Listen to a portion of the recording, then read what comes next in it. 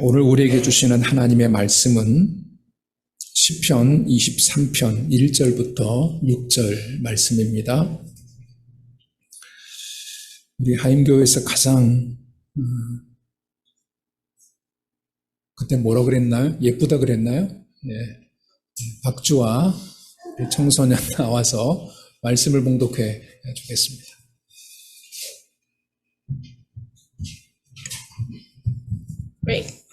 오늘 우리에게 주신 하나님의 말씀은 시편 23편 1절에서 6절까지 말씀입니다.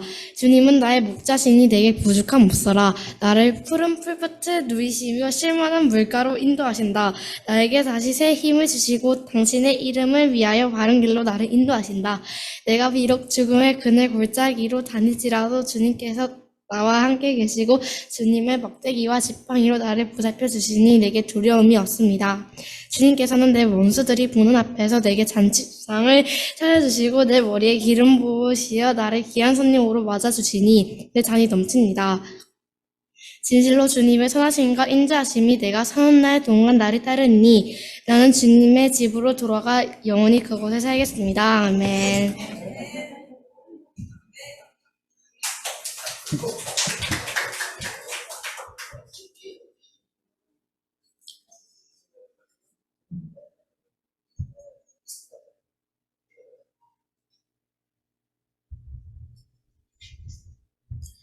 제가 지금까지 성경 봉독을 하는 모습을 보는 가운데 성경 봉독을 이렇게 즐기면서 하는 경우는 처음 봤습니다. 손짓도 막 하면서 아주 생기발랄하네요.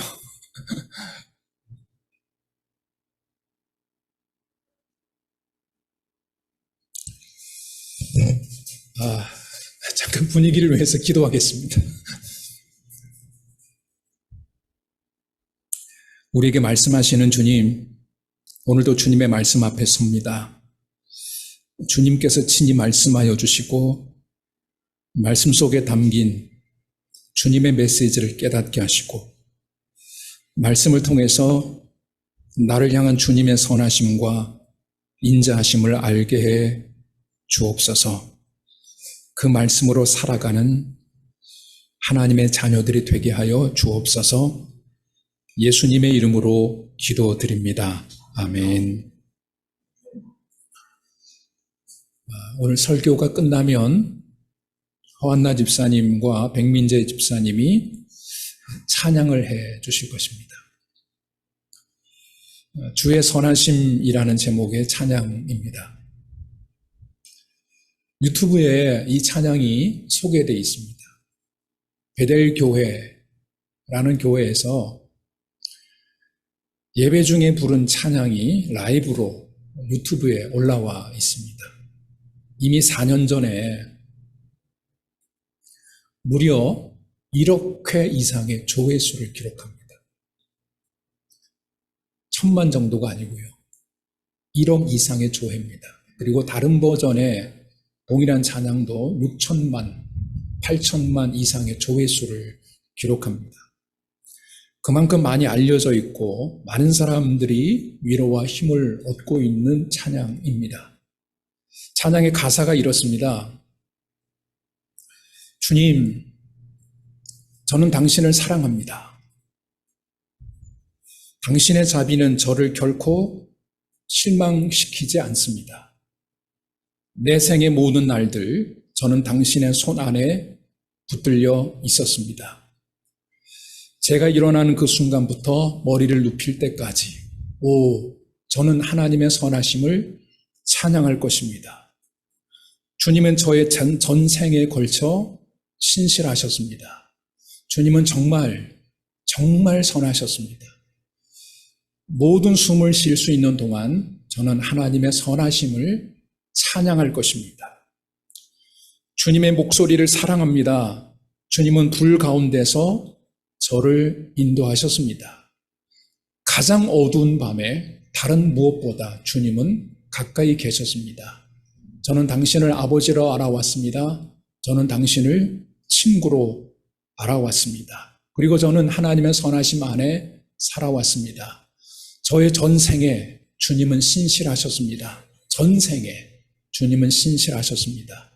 모든 숨을 쉴 수 있는 동안 저는 하나님의 선하심을 찬양할 것입니다. 왜냐하면 주님의 선하심이 저를 쫓아오기 때문입니다. 정녕 나를 따르고 있기 때문입니다. 나의 삶을 내려놓고 주님께 저를 내어드립니다. 주님에게 저의 모든 것을 드립니다. 오늘 이 시간에 시편 23편을 읽은 이유는 바로 이 찬양 때문에 읽었습니다. 찬양을 듣는 순간 떠오르는 성경이 시편 23편이었습니다. 왜냐하면 시편 23편이 주님의 선하심과 인자하심을 노래하는 시편이기 때문에 그렇습니다. 여러분, 시편 23편의 어느 절에서 주님의 선하심과 인자하심을 표현할까요?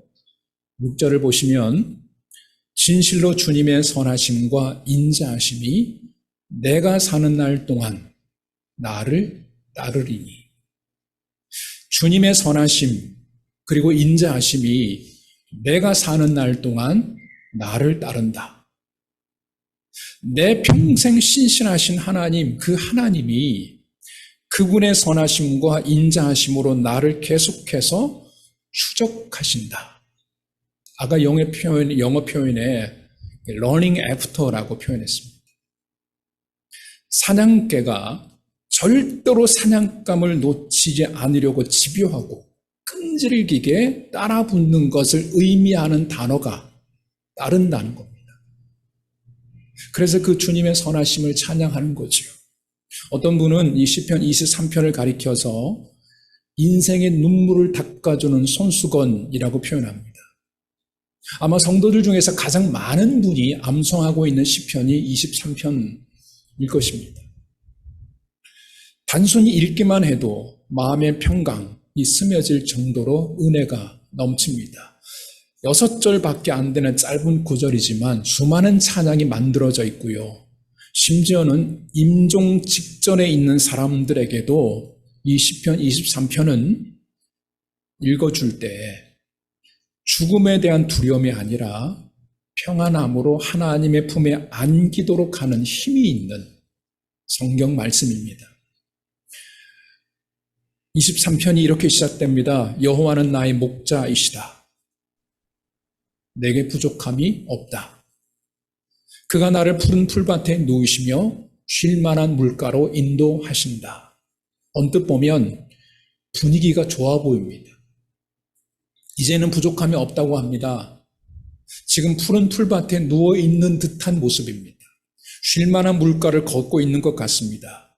목자 되시는 하나님의 인도하심으로 이제는 평안하고 여유롭고 더 이상 돈 걱정 없이 이제는 이런저런 일에 휘둘리지 않고 좀 더 넓은 집에서 좀 더 안전하게 사업도 직장도 안정이 되고 자녀들도 자리를 잡고 그래서 이 정도면 축복을 받았다라고 할 수 있을 만큼 잘 지내고 있는 것 같습니다.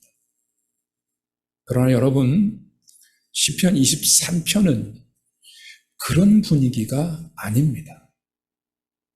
이제는 뭔가 힘들고 어려운 상황에 지나가 있고 하나님의 은혜로 인생의 고비를 넘기고 어느 정도 안정기에 접어든 가운데 쓴 시편이 아닙니다. 다윗이 이 시편 23편을 노래할 때 그가 어떤 상황인지를 짐작할 수 있는 몇 가지 대목이 있습니다. 4절과 5절에 여러분 4절을 보십시오. 그가 지금 어디를 다니고 있다고 합니까? 죽음의 그늘 골짜기입니다. 사망의 음침한 골짜기입니다. 한때 나 그곳에 다녔어 이게 아닙니다. 지금 그 골짜기를 벗어난 것이 아닙니다. 여전히 그 가운데 있습니다. 5절에서는 자기가 누구 앞에 있습니까?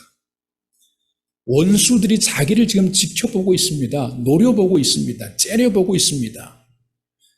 왜 지켜볼까요? 죽이기 위해서입니다.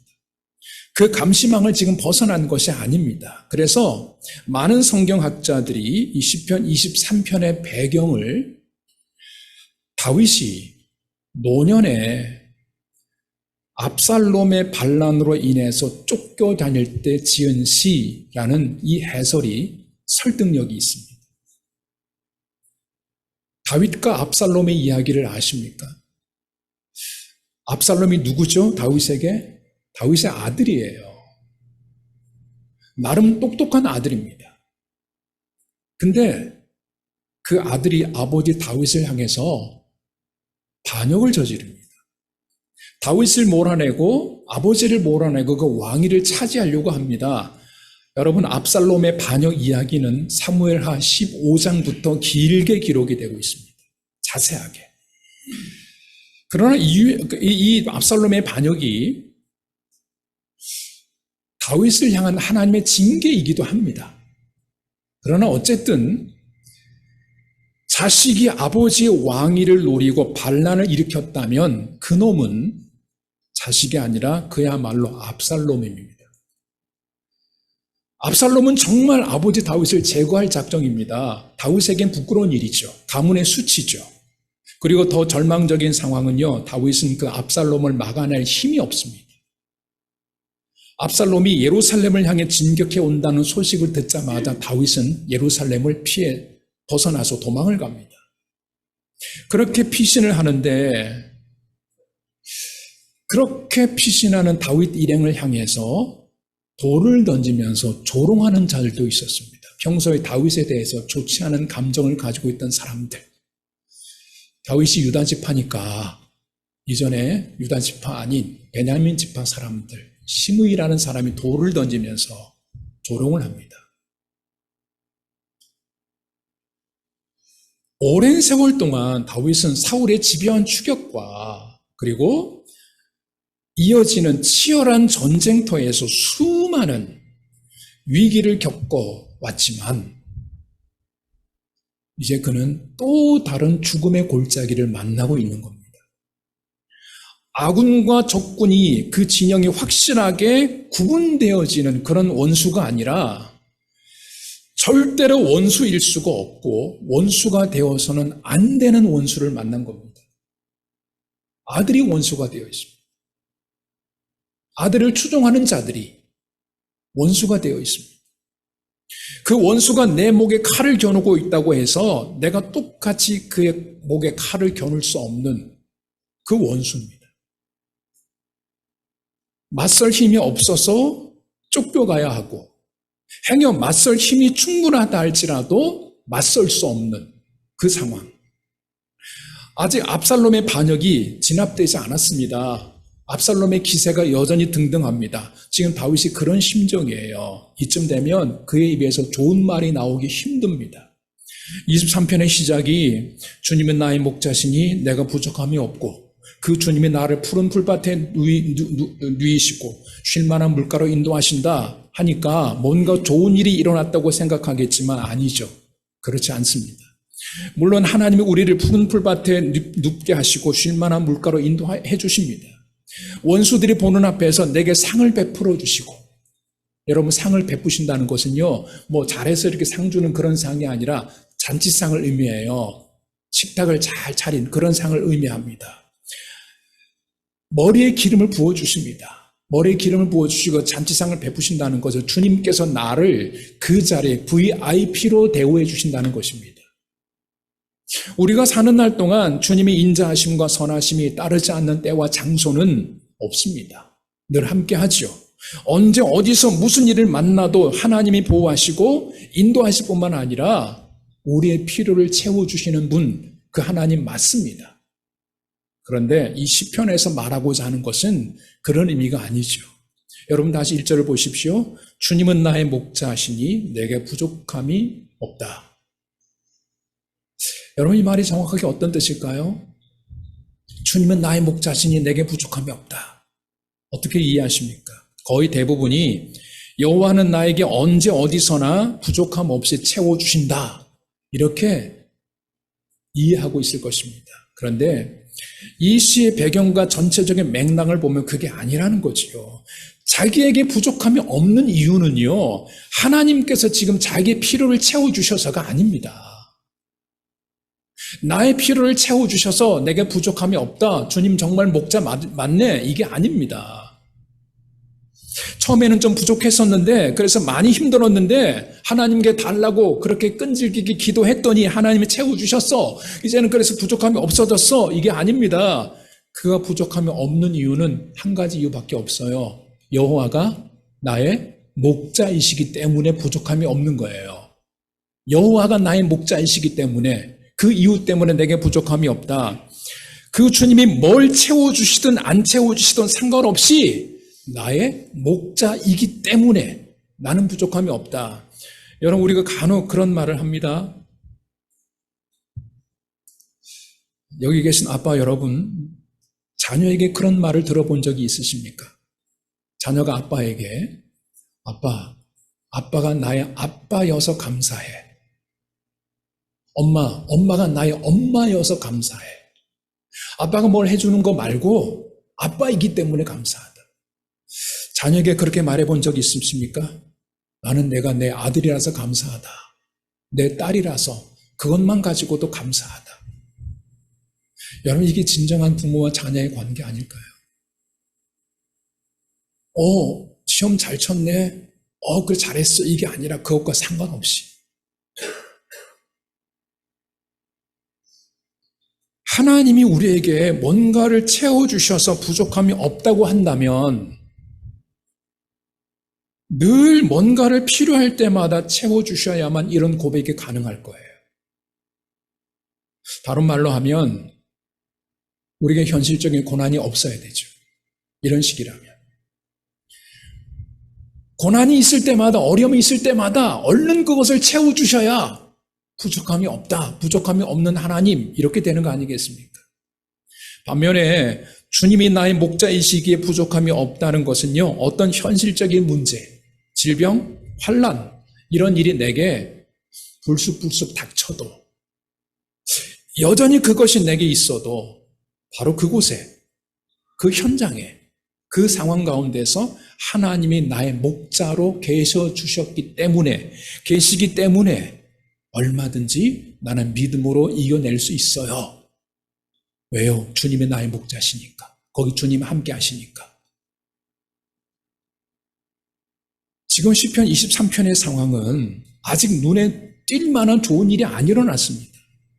처해 있는 상황이 은혜가 넘치는 기쁜 일이 아니라 고달프고 슬픈 일들이에요. 푸른 불밭에 누우신다고 했는데 여러분, 지금 아직 푸른 불밭에 누워있는 게 아니에요. 쉴 만한 물가로 와 있는 것이 아닐 수 있어요. 이제부터 푸른 미래가 펼쳐질 거다. 더 이상 힘들지 않을 것이다. 그게 아닐 수 있습니다. 아직 끝나지 않았어요. 우리가 예수 믿는다고 해서 그 순간부터 고통은 모두 사라지고 푸른 초장, 쉴 만한 물가가 펼쳐지는 것이 아닙니다. 모든 병이 사라지고 아픈 것이 다 없어지는 것이 아닙니다. 여전히 돈 때문에 어려움이 있을 것이고요. 사람들과 갈등하고 부딪히는 일이 있을 것입니다. 우리가 잘 못해서 그럴 수도 있고 믿음으로 잘 살아간다 할지라도 그런 어려움들이 들이닥칩니다. 어쩌면 믿음으로 살아가려고 하니까 오히려 그런 어려움들이 부딪히는 거죠. 근데 대충 타협하면서 살면 부대낄 일이 뭐가 있겠습니까? 그래서 죽음의 그늘 골짜기를 다니는 거죠. 여기 사망의 음침한 골짜기는요, 어떤 현장을 말하는 것보다 한순간에 죽을 수도 있는 상황을 가리켜요.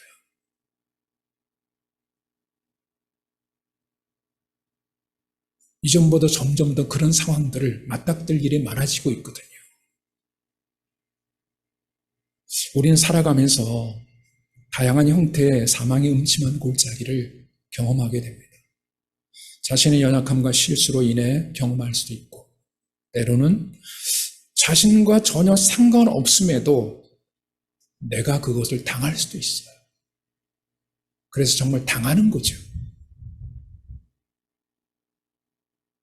세상에 악이 존재하니까, 사고는 항상 존재하니까.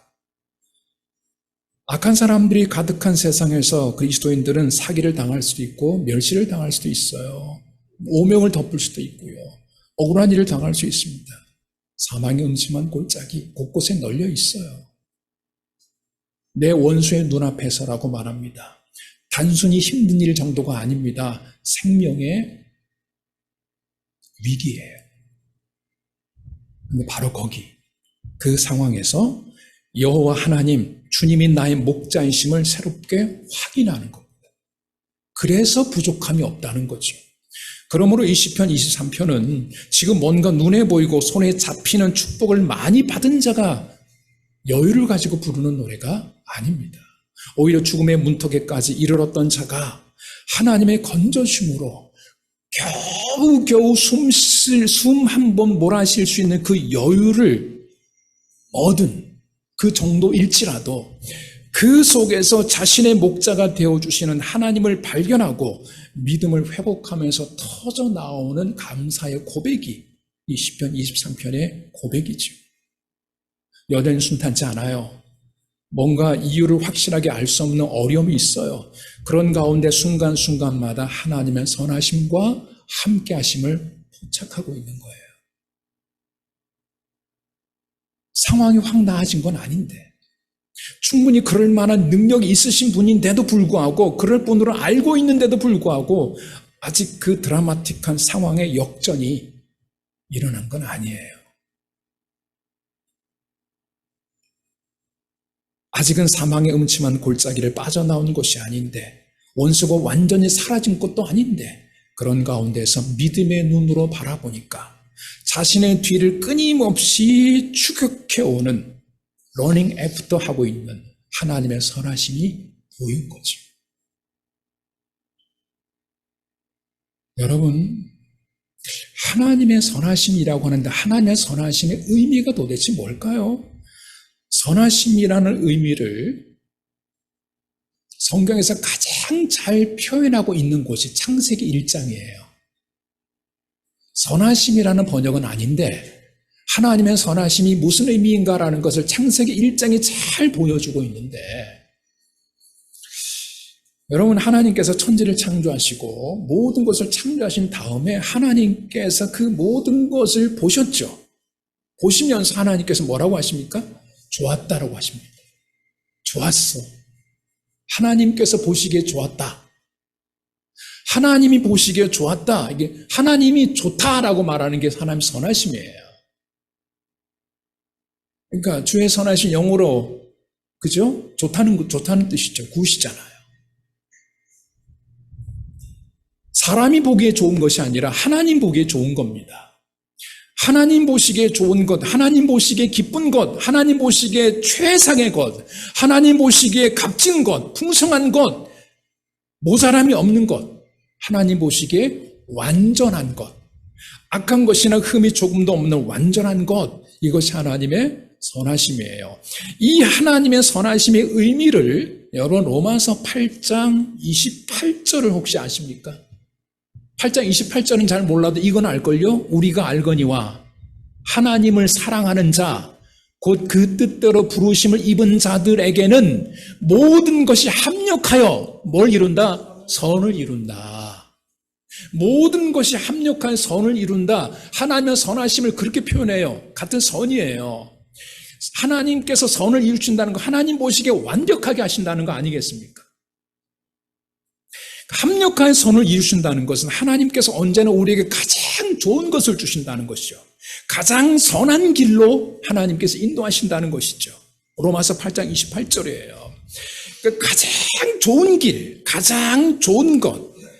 여러분 사실 하나님께서 나타내신 가장 최고의 선은요. 뭐였을까요? 하나님이 행하신 최고의 선은 뭐였을까요? 누구를 보내신 거죠? 예수님 보내신 거예요. 예수님 십자가에 달려서 우리 죄를 위해서 죽게 하신 것, 다시 살게 하신 그게 하나님 최고의 선이에요. 하나님의 최고의 방법, 마지막 방법, 최고의 방법, 최선의 방법이에요. 그 방법 외에는 다른 방법 없었잖아요. 그래서 우리가 예수 그리스도를 믿는 거 아닙니까? 구원이 예수 그리스도 때문에 가능한 거 아닙니까? 최고의 선이에요, 사실. 그래서 하나님께서 기뻐하시는 최고의 선은 우리가 예수 그리스도를 믿는 믿음 가운데 이루어져요. 최고의 선의 혜택을 받은 자들이라니까요. 합력한 선을 이루시는 하나님, 가장 좋은 것을 주시는데 그것은 하나님이 가장 좋은 것을 주실 때 그것은 우리가 원하는 것이 아닐 수 있어요. 우리가 원했던 것이 아닐 수 있어요. 가장 선한 길로 인도하신다는 의미도 우리가 원하는 길로 인도하신다 그런 뜻이 아닙니다. 우리가 좋아하고 우리가 기대하고 우리가 즐거워하는 것 하나님과 허락하셨다면 어쩌면 우리 망했을 수도 있어요.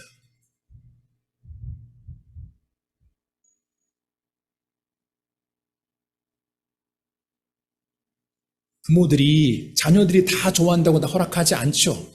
게임 좋아한다고 다 해봐 이렇게 안 하죠. 자녀들은 그거 원하잖아요. 때로는 우리의 삶의 길이 고난일 수 있어요. 때로는 내가 원하는 전혀 다른 방향일 수 있습니다. 당장 내게는 손해일 수 있어요. 그러나 그런 모든 과정을 거친 이후에 우리가 고백할 수 있는 것은 하나님께서 인도하시는 그 길이 가장 선하고 아름다운 길이었다는 것이죠. 정말 오늘 예배 와야 되나? 이 상황 가운데 예배 드려야 되나? 근데 그럼에도 불구하고 예배를 드려요. 그게 하나님 가장 기뻐하는 거니까. 그 결과는 다르죠. 그러므로 하나님께서 나의 평생에 언제나 선하심으로 함께 하셨다는 것은 하나님은 언제나 나의 삶에 좋은 분이시고 자비로우신 분이시고 친절한 분이시고 나를 가장 사랑하는 분이시고 내 삶을 최상의 삶으로 내 삶을 값진 삶으로 내 삶을 풍성한 삶으로 내 삶을 언제나 준비된 삶으로 함께 하신다는 고백이죠. 어느 조그만 어촌에서 있었던 이야기예요. 새벽 일찍 어부들이 작은 배를 타고 고기잡이를 갔습니다. 그런데 오후가 되면서 바람이 많이 불어요. 예사롭지가 않습니다. 풍랑이 일어납니다. 점점 더 험해져요. 불안합니다. 여러분, 어부들이 바닷가에서 뼈가 굵은 어부들이 이거 불안하네 하면요, 그거 정말 불안한 거예요. 집에서 가족들이 걱정을 하면서 바닷가에 나가서 어부들이 돌아오기를 기다려요. 밤은 점점 깊어지고 풍랑은 점점 일어나는데 그런데 돌아오진 않고 설상가상으로 무슨 일이 벌어지는가. 아이들을 집에 놔두고 왔더니 아이들이 그냥 놀다가 촛불이 넘어져서 집이 불탑니다. 삽시간에 마을이 다 불길에 휩싸입니다. 배를 기다리는 것은 고사하고 우선 불부터 끄기 위해서 동대로 막 달려갑니다. 한동안 정신없이 물동이를 나르면서 열심히 불을 껐어요. 바로 이때 고기잡이에 나갔던 배들이 돌아와요. 풍랑과 싸우다가 길을 잃고 방향을 잃어버렸을 때 그 배들이 그 불길을 보고 집으로 돌아올 수 있었던 거죠. 집은 잃었지만 어부들은 무사히 돌아올 수 있었습니다. 여러분, 지금 이 상황은 내가 원하지 않는 상황이지만 그러나 하나님은 신실하십니다. 변함이 없으십니다. 지나고 보면 그 힘들었던 과정, 하나님께서 나를 더 좋은 것으로, 더 가치 있고 의미 있는 존재로, 더 풍성한 삶으로, 하나님께서 예비하신 그 삶으로 내가 원하는 올바른 길이 아니라 하나님이 원하시는 올바른 삶으로 살아가도록 하나님께서 그렇게 이끄셨구나. 이것을 고백하고 그것을 노래하는 것이 하나님의 신실하심이죠. 이른 아침부터 저녁까지 내가 머리를 누일 때까지, 여러분, 그건 시간상의 흐름만을 말하는 것이 아니에요. 아침부터 저녁까지 어떤 일들이 있었을까요?